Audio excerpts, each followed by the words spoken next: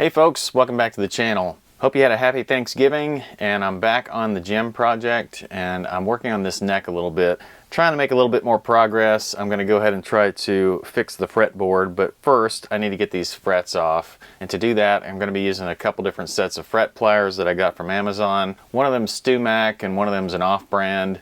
They both work pretty well, but one just has a smaller head than the other. If you're interested in the specs on those, look for the links to Amazon in my description. And by the way, always look at my description for those Amazon links, because if you use any of those, or if you just shop at Amazon using my link at all, it helps me out. Anyway, let's get started pulling these frets.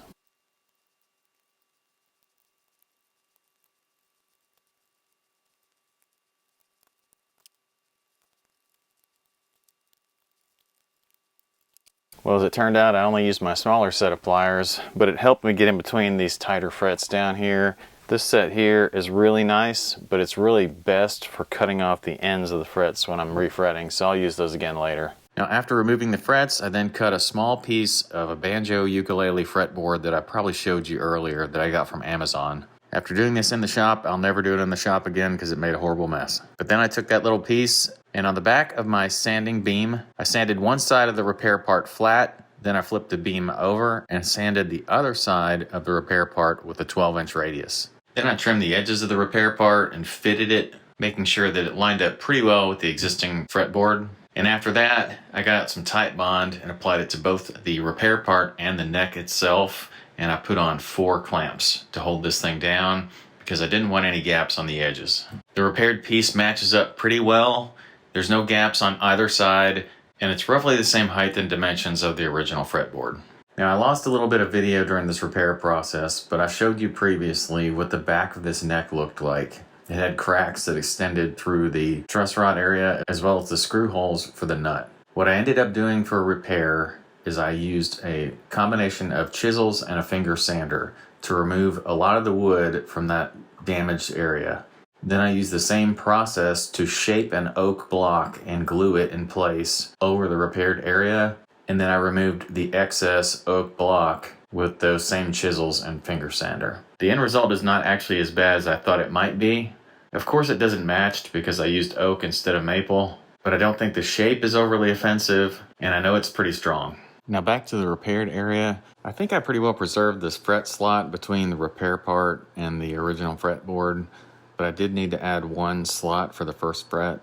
So I clamped an aluminum ruler to the fretboard, and I'm using a small fret cleaning saw to actually put the slot in.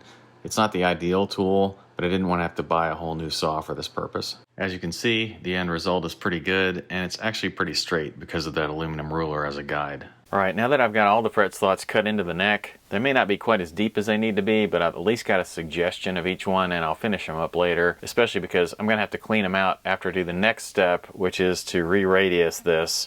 And I've got this 12-inch radius block that I'm going to use and some stick-on sandpaper, and I'll be running this back and forth over the neck until I get a brand new radius. And I'll check my progress with some chalk marks on the top of the neck just to make sure I get every inch of it.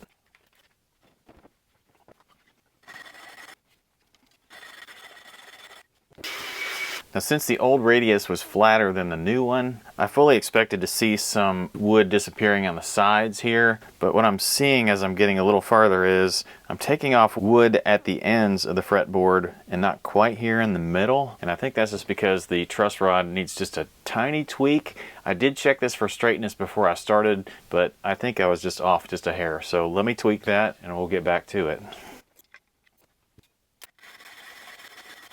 Alright, it's looking better to me, but not quite, so I'm going to do a little tiny more tweak. Okay, that's looking better to me. Let me clean up and we'll keep going. Alright, well this is working, but it's taking a while, so let me go off camera for a bit, and I'll come back when I'm done. Well, here's an interesting thing, and I'm sure it's specific to the Korean-made versions of these guitars versus, something made in Japan probably. This is really a very, very, very thin inlay. In fact, I wouldn't call it an inlay at all. It's more like a sheet of paper or something, and so it's already starting to come off on some of the edges. So I've got the radius pretty much established here, and I'm going to stop. I'm really not sure if I'll repair some of these leaves that have started to wear off or not. I'll have to deal with that later. But I have the new radius established, don't quite have my frets yet, don't have my nut yet. There's some things that I'm still missing, so there's a lot more to do to this neck going forward. There's one other thing that I think I'm going to do, and it's really remove the finish on the rest of the neck here. I'm going to leave the serial number, probably the whole back of the headstock for that matter, but I want to go ahead and refinish the back and sides of the neck itself because of that repair. I think if I do it all at once, it'll just look a little bit better, even though it's never going to look good. And just with me and the way I like to recycle stuff, I'm going to take a little bit of this sandpaper off my radius block and use that.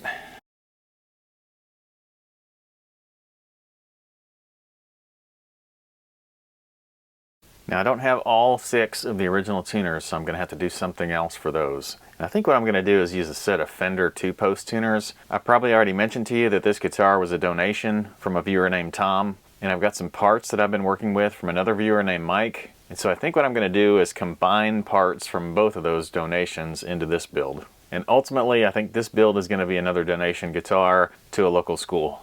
Now in the case of these tuners, they're a lot like the Squier size tuners, and they're a little bit different than the Fender size tuners, so I do need to fill these holes and then re-drill them for the new locator posts. Now luckily I've got these bamboo skewers and they're almost exactly the same size as that hole, so I'm not really going to have to do any drilling here. I just need to cut off some of the bamboo skewer, glue it in the hole, cut it flush, and then re-drill. So when I'm cutting my dowels for the holes, I leave just about a ½ inch, maybe a little less, sticking up above the hole so I can snap them off later. Because when the glue dries, I score each dowel with the razor blade all the way around the end, and then I break it off. Then I go back and clean up whatever's left with a razor blade. Then finally, I'll set my Fender tuners in place and mark approximately where each one of the holes needs to go. And finally, I'll punch my holes and then drill my holes.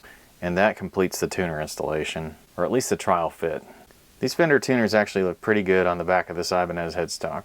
And now that I've got all that done, I think about the only other step I can do with the parts that I have left is to finish the back of the neck. I'm going to be using a Minwax oil finish because as I do my fret job and I mess up the sides of the neck, I can always touch it up with this stuff. It works great for recoating. And it dries pretty hard. It's kind of like a true oil finish, just not quite as shiny. And this stuff just wipes on with the rag. The way this stuff works is you wipe it on, then you can buff it after a short while, and then after about a day or so you can apply another coat and just keep on going if you want to build up layers of shine. I'm not going for a crazy thick finish on this because I like to feel a natural wood, but I do want to make sure I get all this wood protected, and that means I'll probably give it several coats. I'd say at least 3. Well, it's going to be a little while before this neck sees this body again because I've got the frets coming in next week as well as the nut. I've also got the tremolo coming in, and I know I have to do some repairs to this body because there are some definite cracks in here where the tremolo posts are, and I don't know how bad they are yet. At any rate, I know the progress on this project is slow going, but that's just because it's a ton of work, and I've also got other things coming in the meantime. So I'll be releasing videos in between, but that should keep it entertaining.